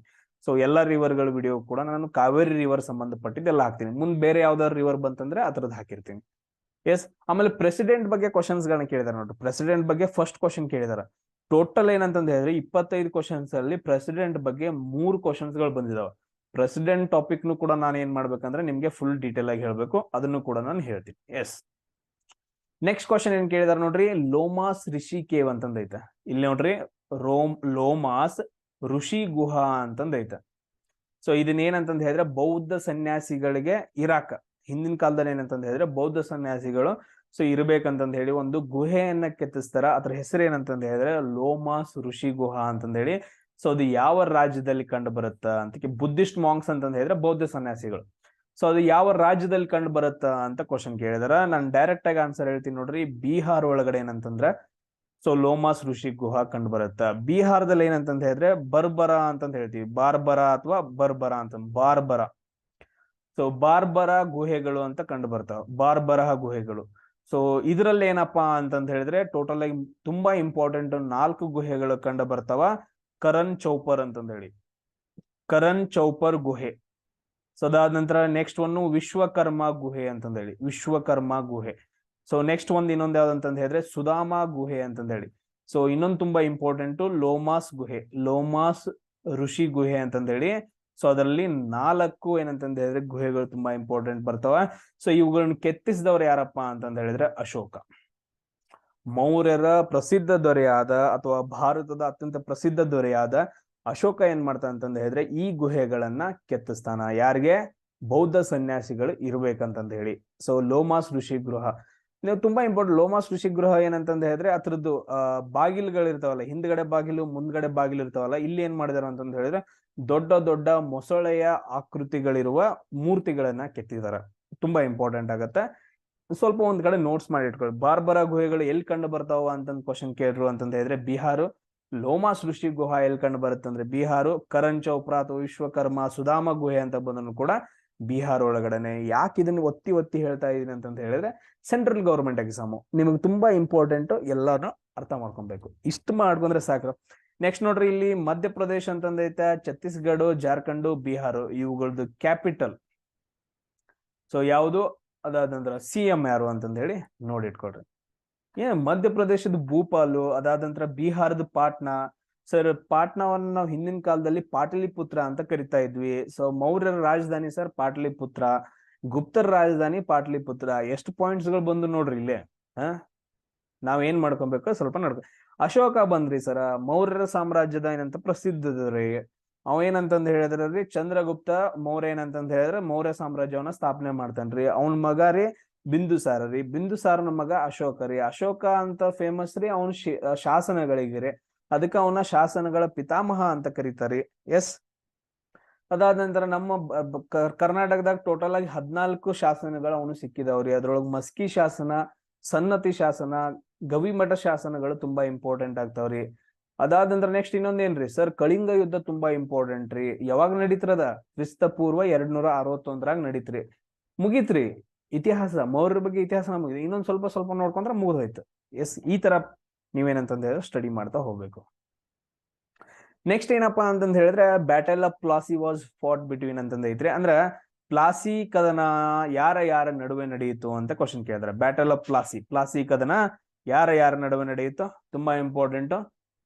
So Alivardi Khan British ಚೈನಾ, ಸಿರಾಜುದ್ದೌಲ್ ಬ್ರಿಟಿಷ್ ಚೈನಾ, ಮೀರ್ ಕಾಸಿಂ ಬ್ರಿಟಿಷ್ ಚೈನಾ, ಮರಾಠಾಸ್ ಬ್ರಿಟಿಷ್ ಚೈನಾ. ಯಾರ ನಡುವೆ ನಡೆಯುತ್ತಾ ಪ್ಲಾಸಿ ಕದನ? ಸಿರಾಜುದ್ದೌಲ್ ಮತ್ತು ಬ್ರಿಟಿಷ್ ಸೈನ್ಯದ ನಡುವೆ ಏನಾಗತ್ತ ಅಂತಂದ ಹೇಳಿದ್ರೆ ಈ ಯುದ್ಧ ನಡೆಯುತ್ತ. ಸೊ ಈ ಯುದ್ಧ ಯಾವಾಗ ನಡೆಯುತ್ತ ಅಂದ್ರೆ 1757ರಲ್ಲಿ ನಡೆಯುತ್ತ. ನೋಡ್ರಿ ಇದು ಯಾಕೆ ನಡೀತು, ಸಿಂಪಲ್ ಆಗಿ ಒಂದು ಸ್ಟೋರಿ ಹೇಳ್ತೀನಿ ಕೇಳ್ರಿ. ಸೊ ಮೊದ್ಲೇನಾಗ್ತಾ ಅಂತಂದ ಹೇಳಿದ್ರೆ ಸಿರಾಜುದ್ದೌಲ್ ಏನ್ ಮಾಡ್ತಾನಪ್ಪ ಅಂದ್ರ ಬಂಗಾಳದ ನವಾಬನಾಗಿ ನೇಮಕ ಆಗ್ತಾನ. ಸೊ ಇದು ತುಂಬಾ ಇಂಪಾರ್ಟೆಂಟ್, ಇದು ಗೊತ್ತಾಗ್ಬೇಕಲ್ಲ ಸರ್. ಸಿರಾಜುದ್ದೌಲ್ ಯಾರ್ರಿ, ಅವ್ರು ಎಲ್ಲಿ ಆಯ್ತು ಏನಾಯ್ತು ಅಂದ್ರೆ ಇದೇನಪ್ಪಾ ಅಂತಂದ್ರೆ ಹೇಳಿದ್ರೆ ಈ ಪ್ರದೇಶದಲ್ಲಿ ಬಂಗಾಳ ನವಾಬರು ಏನಂತಂದ ಹೇಳಿದ್ರೆ ಆಳ್ವಿಕೆ ನಡೆಸ್ತಾ ಇರ್ತಾರ ಮೊದ್ಲು. ಸೊ ಅವ್ರು ಯಾರು ಸ್ಟಾರ್ಟ್ ಮಾಡಿದ್ರೆ ಅವೆಲ್ಲ ಬೇಡ. ಸೊ 1750 ಆ ಸಮಯದಲ್ಲಿ 1750ರ ಸಮಯದಲ್ಲಿ ಏನಂತಂದ ಹೇಳಿದ್ರೆ ಸೊ ಅವ್ರ ಮಾವ ಸಾಯಂತ್ಲೆ ಸಿರಾಜುದ್ದೌಲ್ ಏನ್ ಮಾಡ್ತಾನ ಅಂತಂದ ಹೇಳಿದ್ರೆ ಬಂಗಾಳದ ನವಾಬನಾಗಿ ಆಳ್ವಿಕೆಗೆ ಬರ್ತಾನ. ಸೊ ಅದೇ ಟೈಮಲ್ಲಿ ಏನಾಗಿರತ್ತ, ಬ್ರಿಟಿಷರು ಕೂಡ ಏನಂತಂದ ಹೇಳಿದ್ರೆ ವ್ಯಾಪಾರವನ್ನ ಬಾಳ ಕೆಟ್ಟ ನಡೆಸ್ತಿರ್ತಾರ. ಇವನ್ ಏನ್ ಮಾಡ್ತಾನ ಅಂತಂದ ಹೇಳಿದ್ರೆ ಬ್ರಿಟಿಷರಿಗೆ ದಸ್ತಕಗಳನ್ನ ಕೊಡ್ತಾನ. ದಸ್ತಕ ಅಂತಂದ ಹೇಳಿದ್ರೆ ಇವಾಗ ಟ್ರೇಡ್ ಪ್ರಿವಿಲೇಜಸ್ ಅಂತ ಬರ್ತಾವ. ಟ್ರೇಡ್ ಅಂದ್ರೆ ದಸ್ತಕಗಳು, ವ್ಯಾಪಾರ ಮಾಡುವಾಗ ಈ ದಸ್ತಕಗಳನ್ನು ಕೊಟ್ಟು ಏನಂತಂದ ಹೇಳಿದ್ರೆ ವ್ಯಾಪಾರ ಮಾಡ್ಬೇಕು. ಇಲ್ಲಾಂದ್ರೆ ಅವ್ರಿಗೆ ಪರ್ಮಿಷನ್ ಇದ್ದಂಗ ಅದು ದಸ್ತಕಗಳು. ಈಗ ನಿಮಗೆ ಇವಾಗ ನೀವು ಪೇಟೆಯಲ್ಲೆಲ್ಲ ನೀವು ಹಳ್ಳಿ ಕಡೆ ಏನಂತಂದ ಹೇಳಿದ್ರೆ ವಾರಕ್ಕೊಂದ್ಸರಿ ಸಂತೆ ನಡೆಯುತ್ತಾ, ಸಂತೆ ಒಳಗಡೆ ಬಂದ್ಬಿಟ್ಟು ಪಂಚಾಯತಿಯವರು ಒಂದು ಟೋಕನ್ ಕೊಡ್ತಾರೆ ಗೊತ್ತಾ, ಆತರ ದಸ್ತಕಗಳು ಅದಿದ್ರೆ ಅಷ್ಟೇ ನೀವು ಸಂತಿ ಇದು ಮಾಡಕ್ ಅಲ್ಲಿ ಮಾರಾಟ ಮಾಡ್ಬೋದು ಆತರ.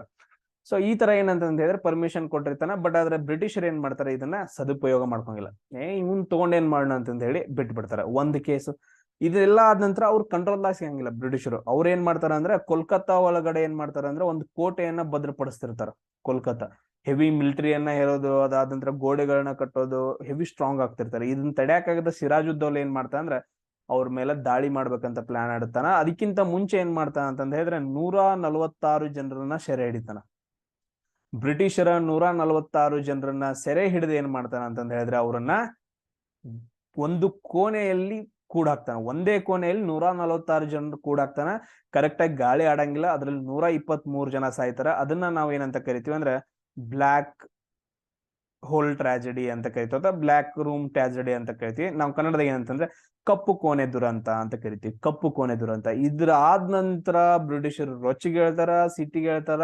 ಬ್ರಿಟಿಷರ್ ಏನ್ ಮಾಡ್ತಾರ ಅಂತಂದ ಹೇಳಿದ್ರೆ ಯಾರ ನೇತೃತ್ವದಲ್ಲಿ, ರಾಬರ್ಟ್ ಕ್ಲೈವ್. ತುಂಬಾ ಇಂಪಾರ್ಟೆಂಟ್, ಇದನ್ನು ಕ್ವಶನ್ ಕೇಳಿದಾರೆ ತುಂಬಾ ಸಾರಿ.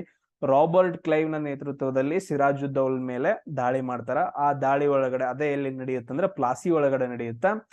ಸೊ ಇಲ್ಲಿ ಏನಾಗತ್ತೆ ಅಂತಂದ ಹೇಳಿದ್ರೆ ಸಿರಾಜುದ್ದೌಲಾ ಏನ್ ಮಾಡ್ತಾನ ಅಂತಂದ ಹೇಳಿದ್ರೆ ಸತ್ತೋಗ್ತಾನ, ಸಿರಾಜುದ್ದೌಲಾ ಕೊಲ್ತಾರ ರಾಬರ್ಟ್ ಕ್ಲೈವ್. ಸೊ ಇಲ್ಲಿ ಏನಂತಂದ ಹೇಳಿದ್ರೆ ಬ್ಯಾಟಲ್ ಆಫ್ ಪ್ಲಾಸಿಕ್ ಅದನ್ನ ಮುಗಿಯುತ್ತೆ. ಇಷ್ಟು ಪಾಯಿಂಟ್ಸ್ ಗಳನ್ನ ನೀವು ಇದರಲ್ಲಿ ನೆನ್ಪಿಡುವ, ಇಷ್ಟು ನೆನ್ಪಿಡುವ ಅಂದ್ರೆ ಸಾಕು, ಮುಂದಿನ ನಾನು ಆಮೇಲೆ ಹೇಳ್ತಾ ಹೋಗ್ತೀನಿ.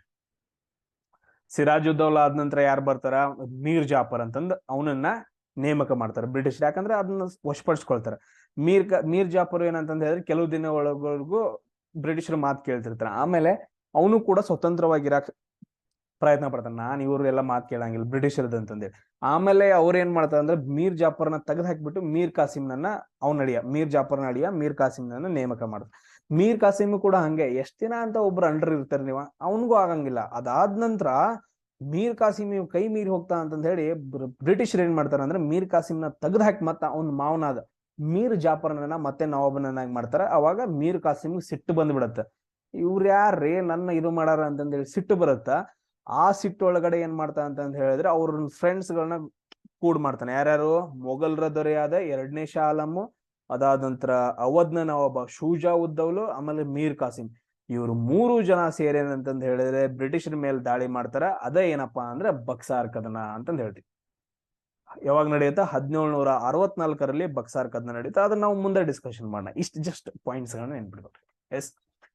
ಸೊ ಅದಾದ ನಂತರ ನೆಕ್ಸ್ಟ್ ಕ್ವಶನ್ ಏನ್ ಕೇಳಿದಾರೆ ಅಂತಂದ ಹೇಳಿದ್ರೆ, which of the following sports men, ಅಂದ್ರೆ ಕೆಳಗಡೆ ಯಾವ ಕಿಲಾಡಿಗಳು ಅಂದ್ರೆ ಆಟಗಾರರು ಸೊ ನಾಟ್ ಅಸೋಸಿಯೇಟೆಡ್ ವಿತ್ ಹಾಕಿ, ಅಂದ್ರೆ ಹಾಕಿಗೆ ಸಂಬಂಧಪಟ್ಟಿಲ್ಲ ಯಾರು ಅಂತ ಕ್ವಶನ್ ಕೇಳಿದೆ. ಹರ್ಮನ್ಪ್ರೀತ್ ಕೌರ್, ಆಮೇಲೆ PA Rafale, Sardar Singh, SV Sunil ಅಂತಂದ ಹೇಳಿ. SV ಸುನೀಲ್ ತುಂಬಾ ಬೆಸ್ಟ್ ಪ್ಲೇಯರು. ಸೊ ಅದಾದ ನಂತರ ಸರ್ದಾರ್ ಸಿಂಗ್. ಆಮೇಲೆ ನೆಕ್ಸ್ಟ್ ನೋಡ್ರಿ, ಹರ್ಮನ್ಪ್ರೀತ್ ಕೌರ್ ಅಂದ ತಕ್ಷಣ ಎಲ್ರಿಗೂ ಗೊತ್ತಾಗಿರುತ್ತೆ ಕ್ರಿಕೆಟ್ ಅಭಿಮಾನಿಗಳು. ಇಲ್ಲಿ ಆನ್ಸರ್ ಯಾವ್ದಂತಂದ ಹೇಳಿದ್ರೆ ಹರ್ಮನ್ಪ್ರೀತ್ ಕೌರ್ ಏನಂತಂದ ಹೇಳಿದ್ರೆ ಕ್ರಿಕೆಟ್ಗೆ ಸಂಬಂಧಪಟ್ಟವರು, ಹಾಕಿಗಲ್ಲ ಅಂತಂದ ಹೇಳಿ ಅರ್ಥ ಆಯ್ತು. ಸೊ ಇದೇನಂತಂದ ಹೇಳಿದ್ರೆ ಕರೆಂಟ್ ಅಫೇರ್ಸ್ ಕ್ವಶನ್ ಆಗತ್ತ. ಇಲ್ಲಿ ನೋಡ್ರಿ, ಹಾಕಿ ಅಂತ ಬಂದಾಗ ನಮ್ಮ ಭಾರತ ದೇಶದ ಆಟ ಇದು, ನಮ್ಮ ಭಾರತದ ರಾಷ್ಟ್ರದ ಆಟ ಯಾವುದು, ನ್ಯಾಷನಲ್ ಗೇಮ್ ಯಾವ್ದಪ್ಪ ಅಂತಂದ ಹೇಳಿದ್ರೆ ಹಾಕಿ ಅಂತಂದ ಹೇಳ್ತೀವಿ. ಇದ್ರಲ್ಲಿ ತುಂಬಾ ಫೇಮಸ್ ಆದ ವ್ಯಕ್ತಿ ಯಾರಂತಂದ ಹೇಳಿದ್ರೆ ಧ್ಯಾನ್ ಚಂದ್ ಅಂತಂದ ಹೇಳಿ. ಸೊ ಇವ್ರಿದ್ದಾಗ ಏನಂತಂದ ಹೇಳಿದ್ರೆ ಒಲಿಂಪಿಕ್ ಮೆಡಲ್ಸ್ ಗಳನ್ನ ಗೆದ್ದಿದ್ದೀವಿ ನಾವು, ಧ್ಯಾನ್ ಚಂದ್. ಸೊ ಇದರ ಸವಿ ನೆನಪಿಗೋಸ್ಕರ ಇವರ ಹುಟ್ಟು ಹಬ್ಬ ಆಗಸ್ಟ್ ಮೊನ್ನೆ ಆಯ್ತು ನೋಡ್ರಿ, ಆಗಸ್ಟ್ 29 ಅನ್ನ ನಾವು ಏನಂತ ಆಚರಣೆ ಮಾಡ್ತೀವಿ, ನ್ಯಾಷನಲ್ ಸ್ಪೋರ್ಟ್ಸ್ ಡೇ ಅಂತಂದು ಆಚರಣೆ ಮಾಡ್ತೀವಿ, ರಾಷ್ಟ್ರೀಯ ಕ್ರೀಡಾ ದಿನ ಅಂತಂದ ಹೇಳಿ ಆಚರಣೆ ಮಾಡ್ತೀವಿ. ಕರೆಕ್ಟಾ, ನ್ಯಾಷನಲ್ ಸ್ಪೋರ್ಟ್ಸ್ ಡೇ. ಇದನ್ನ ಕೇಳೋ ಕ್ವಶನ್ ಜಾಸ್ತಿ ಐತಿ, ಯಾಕಂತಂದ ಹೇಳಿದ್ರೆ ಇದು ರೀಸೆಂಟ್ ಆಗಿ ಆಗಿತ್ತಲ್ಲ, ನ್ಯಾಷನಲ್ ಸ್ಪೋರ್ಟ್ಸ್ ಡೇ ಅಥವಾ ರಾಷ್ಟ್ರೀಯ ಕ್ರೀಡಾ ದಿನ ಅಂತಂದ ಹೇಳಿ ಆಗಸ್ಟ್ 29 ಆಚರಣೆ ಮಾಡ್ತೀವಿ ಹಾಕಿ ಅಂತ ಬಂದಾಗ. ನೆನ್ಪಿಟ್ಕೊಡ್ರಿ, ಇಷ್ಟು ಪಾಯಿಂಟ್ಸ್ ಅನ್ನ ನೆನ್ಪಿಟ್ಕೋಬೇಕು. ಆಮೇಲೆ ಇವಾಗ ಹಾಕಿ ಟೀಮ್ ಕ್ಯಾಪ್ಟನ್ ಯಾರಿದಾರ ಜಸ್ಟ್ ನೋಡ್ಕೊಡ್ರಿ. ಆಮೇಲೆ ಇನ್ನೊಂದು ರೀಸೆಂಟ್ ಆಗಿ ಬಿರ್ಸಾ ಮುಂಡಾ ಅಂತಂದ ಹೇಳಿ, ಈ ತರ ಏನಂತಂದ ಹೇಳಿದ್ರೆ ಬಿರ್ಸಾ ಮುಂಡಾ ಅಂತಂದ ಹೇಳಿ ಒಂದು ಇಂಟರ್ನ್ಯಾಷನಲ್ ಹಾಕಿ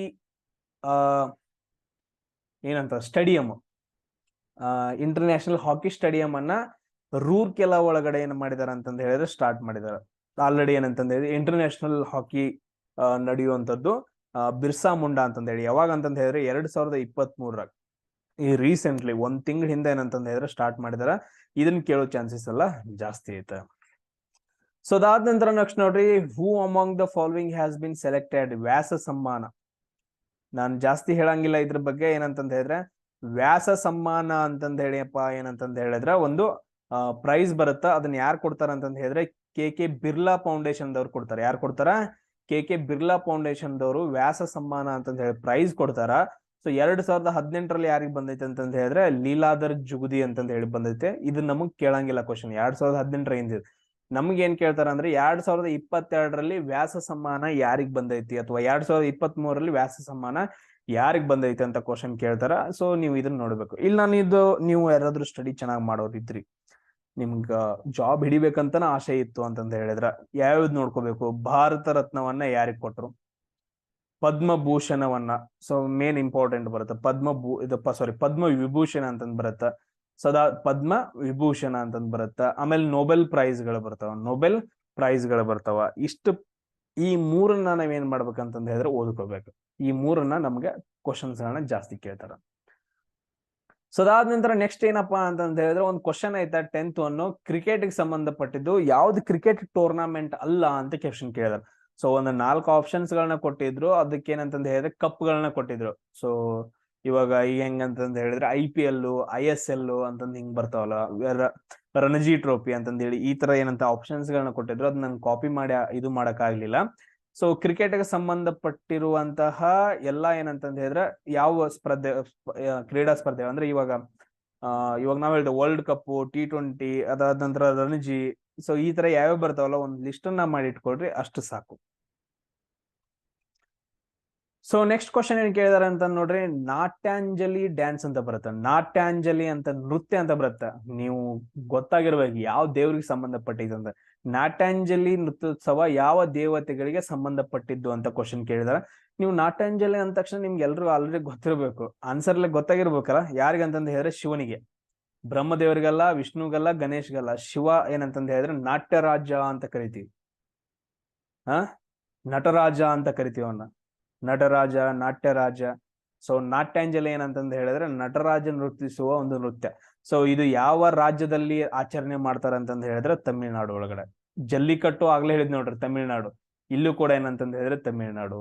ಸೊ ನಾಟ್ಯಾಂಜಲಿ ನೃತ್ಯ ಕೂಡ ಏನಂತಂದ್ ಹೇಳಿದ್ರೆ ತಮಿಳುನಾಡಲ್ಲಿ ಬರುತ್ತೆ. ನಾವು ಆಲ್ರೆಡಿ ತಮಿಳುನಾಡು ಬಗ್ಗೆ ಎಲ್ಲ ಡಿಸ್ಕಷನ್ ಮಾಡಿದೀವಿ. ಇನ್ನೊಂದು ಇಲ್ಲಿ ಏನಂತಂದ್ ಹೇಳಿದ್ರೆ ತುಂಬಾ ಇಂಪಾರ್ಟೆಂಟ್ ಆಯ್ತು. ಸೊ ಎಲ್ಲಾ ಡ್ಯಾನ್ಸ್ ಫಾರ್ಮ್ಸ್ ಗಳನ್ನ ನಾವು ನೋಡ್ಕೊಬೇಕು. ಇವಾಗ ನಮ್ ಕರ್ನಾಟಕದಲ್ಲಿ ಕ್ಲಾಸಿಕಲ್ ಡ್ಯಾನ್ಸ್ ಯಾವ್ದಂತಂದ್ ಹೇಳಿದ್ರೆ ಯಕ್ಷಗಾನ ಅಂತಂದ್ ಹೇಳ್ತೀವಿ. ಯಾವ್ದು? ಯಕ್ಷಗಾನ. ಅದಾದ ನಂತರ ಕೇರಳದಲ್ಲಿ ಯಾವ್ದು ಬರುತ್ತೆ ಅಂತಂದ್ ಹೇಳಿದ್ರೆ ಕಥಕಳಿ ಅಂತಂದ್ ಬರುತ್ತೆ. ಕಥಕಳಿ. ಇನ್ನೊಂದ್ ಯಾವ್ದು? ಮೋಹಿನಿ ಅಟ್ಟಂ ಅಂತಂದ್ ಹೇಳಿ. ಮೋಹಿನಿ ಅಟ್ಟಂ ಮತ್ತು ಕಥಕಳಿ ಏನಂತಂದ್ ಹೇಳಿದ್ರೆ ಇವೆರಡು ಕ್ಲಾಸಿಕಲ್ ಡ್ಯಾನ್ಸ್ ಬರ್ತಾವ. ತಮಿಳ್ನಾಡಲ್ಲಿ ಯಾವ್ದು ಬರುತ್ತೆ ಅಂತಂದ್ ಹೇಳಿದ್ರೆ ಕ್ಲಾಸಿಕಲ್ ಡ್ಯಾನ್ಸು ಭರತನಾಟ್ಯ ಅಂತ ಬರುತ್ತೆ, ಭರತನಾಟ್ಯ.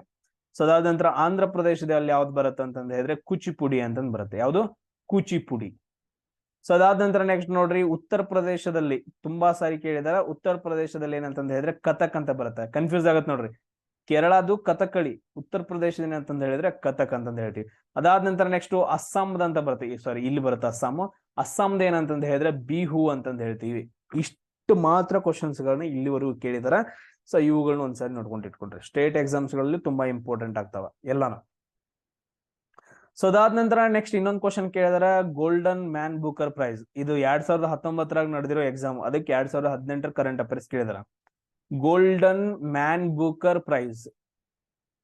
ಸೊ 2022, 2023 ಯಾರಿಗ್ ಬಂದತೆ ಅಂತಂದ್ ಹೇಳಿ ನೀವು ನೋಡ್ಕೊಬೇಕು. ಗೋಲ್ಡನ್ ಮ್ಯಾನ್ ಬೂಕರ್ ಪ್ರೈಸ್ ಇದೇನಂತಂದ್ ಹೇಳಿದ್ರೆ ಲೇಖಕರಿಗೆ ಕೊಡುವಂತಹ ಪ್ರೈಸ್, ಪುಸ್ತಕಗಳಿಗೆ. ಯಾವ ಬುಕ್ ಏನಂತಂದ್ ಹೇಳಿದ್ರೆ ಗೋಲ್ಡನ್ ಮ್ಯಾನ್ ಬೂಕರ್ ಪ್ರೈಸ್ ನ ಗೆದ್ದೈತಿ ಅಂತಂದ್ ಹೇಳಿ ಇದು ಕರೆಂಟ್ ಅಫೇರ್ಸ್. ಇದನ್ನ ನೀವು ನೋಡ್ಕೊಬೇಕು.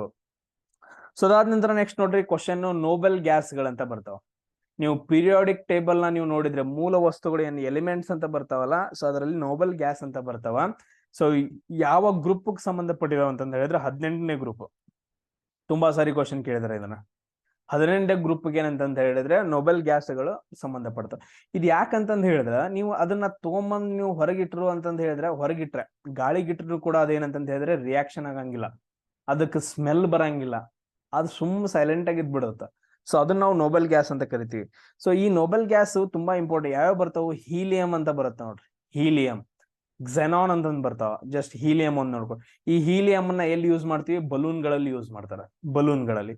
ಸೊ ಬಟ್ ಆದ್ರೆ ನೀವು ನೋಬೆಲ್ ಗ್ಯಾಸ್ ಯಾಕೆ ರಿಯಾಕ್ಟ್ ಆಗಂಗಿಲ್ಲ ಅಂತ ನೋಡ್ಬೇಕಲ್ಲ. ಸೊ ಇದೇನಂತಂದ್ ಹೇಳಿದ್ರೆ ಇದು ನಮ್ದು ನ್ಯೂಕ್ಲಿಯಸ್ ಎಲಿಮೆಂಟ್ಸ್ ಗಳು. ಇದ್ರಲ್ಲಿ ಏನಿರ್ತಾವ ಅಂತಂದ್ ಹೇಳಿದ್ರೆ ಪ್ರೋಟಾನ್ ಮತ್ತು ನ್ಯೂಟ್ರಾನ್ ಗಳಿರ್ತಾವ. ಸೊ ಇದ್ರ ಸುತ್ತ ಏನಂತಂದ್ ಹೇಳಿದ್ರೆ ಆರ್ಬಿಟ್ಸ್ ಗಳಿರ್ತಾವ. ಈ ರೀತಿಯಾಗಿ ಅಂತಂದ್ ಹೇಳಿದ್ರೆ ಆರ್ಬಿಟ್ಸ್ ಗಳಿರ್ತಾವ. ಒಂದೊಂದು ಆರ್ಬಿಟ್ ಅಲ್ಲಿ ಏನಂತಂದ್ ಹೇಳಿದ್ರೆ ಸೊ ಈ ರೀತಿಯಾಗಿ ಎಲೆಕ್ಟ್ರಾನ್ಸ್ ಗಳು ಏನಂತಂದ್ ಹೇಳಿದ್ರೆ ಸುತ್ತ ಹಾಕ್ತಿರ್ತಾವ. ಸೊ ಈಗ ಫಸ್ಟ್ ಆರ್ಬಿಟ್ ಯಾವ್ದಂತಂದ್ ಹೇಳಿದ್ರೆ 1s ಅಂತ ಬರುತ್ತೆ. ಬಟ್ ಅದ್ರ ಎಸ್ ಒಳಗಡೆ ಏನಂತಂದ್ ಹೇಳಿದ್ರೆ ಅದ್ರ ಎಸ್ ಅನ್ನೋದು ಒಂದು ಕೋಣೆ. ಸೊ 1s ಅನ್ನೋದೇನಪ್ಪಾ ಅಂತಂದ್ ಹೇಳಿದ್ರೆ ಇದು ಆರ್ಬಿಟ್. ಈ ಎಸ್ ಒಳಗಡೆ ಏನಂತಂದ್ ಹೇಳಿದ್ರೆ ಓನ್ಲಿ 2 ಎಲೆಕ್ಟ್ರಾನ್ಸ್ ಅಷ್ಟೇ, 2 ಜನ ಅಷ್ಟೇ ಸ್ಟೇ ಮಾಡೋ, ಜಾಸ್ತಿ ಜನ ಸ್ಟೇ ಮಾಡಂಗಿಲ್ಲ. ಈಗ ಹೀಲಿಯಂದ್ ಏನಂತಂದ್ ಹೇಳಿದ್ರೆ ನೀವು ಇದು ಪರಮಾಣು ಸಂಖ್ಯೆ ಇದು ಅನ್ಕೊಂತೀವಿ. ಸೊ 2 ಇರುತ್ತೆ ಅಂದ್ರೆ 2 ಎಲೆಕ್ಟ್ರಾನ್ಸ್ ಅದಕ್ಕೆ. ಸೊ ಫಸ್ಟ್ ಮತ್ತು ಸೆಕೆಂಡ್ ಅಲ್ಲಿ ಫಿಲ್ ಆಗಿಬಿಡ್ತಾವ, ರೂಮ್ ಫಿಲ್ ಆಯ್ತು. ಸೊ ಇನ್ನೊಬ್ರು ಇದ್ರು ಅಂತಂದ್ ಹೇಳಿದ್ರೆ ಅದ ಹೊರಗೆ ಹೋಗೋದ ಬರೋದ ತ್ರಾಸ. ಸೊ ಈ ಫಿಲ್ ಆಯ್ತು ಅಂತಂದ್ ಹೇಳಿದ್ರೆ ಅವ್ರಿಬ್ರು ಕಂಫರ್ಟೇಬಲ್ ಆಗಿರ್ತಾರ ಎಲೆಕ್ಟ್ರಾನ್ಸ್ಗಳು. ಈಗ ನೋಡ್ರಿ ಇಲೆಕ್ಟ್ರಾನ್ಸ್ಗಳು ಈ ತರ ಆರ್ಬಿಟ್ಸ್ ಅಲ್ಲಿ ಓಡಾಡಕತ್ತು ಅಂತಂದ್ ಹೇಳಿದ್ರೆ ನಮ್ಗೆ ಏನಂತಂದ್ ಹೇಳಿದ್ರೆ ಕರೆಂಟ್ ಪಾಸ್ ಆಗತ್ತ. ಆಮೇಲೆ ಏನಂತ ಇದು ಬಿಸಿ ಹೀಟ್ ಅನ್ನೋದು ಏನಂತಂದ್ ಹೇಳಿದ್ರೆ ಪಾಸ್ ಆಗತ್ತ. ಸೊ ಇಲೆಕ್ಟ್ರಾನ್ಸ್ ಗಳ ಏನಂತಂದ ಹೇಳಿದ್ರೆ ಕಂಫರ್ಟೇಬಲ್ ಆಗಿ ರೂಮ್ನಾಗ ಫುಲ್ ಕರೆಕ್ಟ್ ಆಗಿ ಇದ್ದು ಅಂತಂದ ಹೇಳಿದ್ರೆ ಅದ್ ಹೆಂಗ್ ಪಾಸ್ ಆಗುತ್ತೆ, ಪಾಸ್ ಆಗಂಗಿಲ್ಲ. ಸೊ ಅದಕ್ಕೋಸ್ಕರ ಏನಂತಂದ ಹೇಳಿದ್ರೆ ಅದನ್ನ ನಾವು ನೋಬೆಲ್ ಗ್ಯಾಸ್ ಅಂತ ಕರಿತೀವಿ. ಹೊರಗಡೆ ಆರ್ಬಿಟ್ ಒಳಗಡೆ ಇಲೆಕ್ಟ್ರಾನ್ಸ್ ಗಳು ಎಷ್ಟು ಬೇಕಲ್ಲ ಅಷ್ಟಕ್ಕೆ ಏನಂತಂದ ಹೇಳಿದ್ರೆ ಫಿಲ್ ಆಗಿಬಿಡ್ತಾವ. ಜಾಸ್ತಿ ಜನನೂ ಇರಂಗಿಲ್ಲ, ಕಡಿಮೆ ಜನನೂ ಇರಂಗಿಲ್ಲ, ಫುಲ್ ಫಿಲ್ ಆಗಿಬಿಡ್ತಾವ.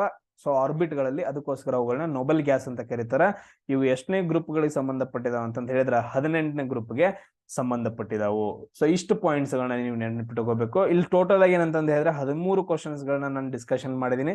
ಸೊ ಅದ್ರಲ್ಲಿ ಸೆಕೆಂಡ್ ಒಂದು ಮಿಸ್ ಮಾಡಿದೀನಿ, ಅದನ್ನ ನೆಕ್ಸ್ಟ್ ನಾನು ಕ್ಲಾಸ್ ಅಲ್ಲಿ ತಗೊಂತೀನಿ. ಸೊ ಟೋಟಲ್ ಏನಪ್ಪಾ ಅಂತಂದ ಹೇಳಿದ್ರೆ ನೆಕ್ಸ್ಟ್ ಕ್ಲಾಸ್ ಅಲ್ಲಿ ಉಳಿದಿದ್ದು 25 ಕ್ವಶನ್ಸ್ ಉಳಿದಿದೆ, ಟೋಟಲ್ 25, ಉಳಿದಿದ್ದು 13 ಕ್ವಶನ್ಸ್ ಗಳನ್ನ ನಾನು ಅದ್ರಲ್ಲಿ ಡಿಸ್ಕಷನ್ ಮಾಡ್ತೀನಿ. ಸೊ ಎಲ್ರು ನೋಟ್ಸ್ ಗಳನ್ನ ಮಾಡ್ಕೊಳ್ರಿ. ಅದ್ರ ಜೊತೆಗೆ ಇವತ್ ನೈಟ್ ಏನಪ್ಪಾ ಅಂತಂದ ಹೇಳಿದ್ರ ನಿಮ್ಗೆ ರೀಸನಿಂಗ್ ಒಂದು ವಿಡಿಯೋನ ಕೂಡ ನಾನು ಅಪ್ಲೋಡ್ ಮಾಡ್ತೀನಿ, ಅದನ್ನು ಕೂಡ ನೋಟ್ಸ್ ಮಾಡ್ಕೊಳ್ರಿ. ನಾನು ಕೇಳಿರೋ ಕ್ವಶನ್ಸ್ ಗಳಿಗೆ ಎಲ್ರು ಆನ್ಸರ್ ಮಾಡ್ರಿ, ತುಂಬಾ ಯೂಸ್ ಆಗುತ್ತೆ. Static GK and current affairs ಎರಡು ಕವರ್ ಆಗುತ್ತೆ, ನೀವು ಜಾಸ್ತಿ ಓದೋದ ಬೇಡ. ಸೊ ನಿಮ್ಗೆ ನೆಕ್ಸ್ಟ್ ಕ್ಲಾಸ್ಗಳು ಇದೇ ತರ ಬೇಕಾ ಬೇಡವಾ ಅಂತ ನನಗೆ ಏನಂತಂದ್ರೆ ಕಮೆಂಟ್ ಅನ್ನು ಹಾಕ್ರಿ. ನೆಕ್ಸ್ಟ್ ಕ್ಲಾಸ್ ಅಲ್ಲಿ ಸಿಗೋಣ. ಜೈ ಹಿಂದ್.